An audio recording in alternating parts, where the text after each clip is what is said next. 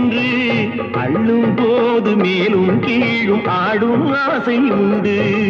அந்த நேரம் நேரிலே சொர்க்கம் தோன்றுமோ, அந்த நேரம் நேரிலே சொர்க்கம் தோன்றுமோ. காணாததும் கேளாததும் காதலில் விளங்கிடுமோ.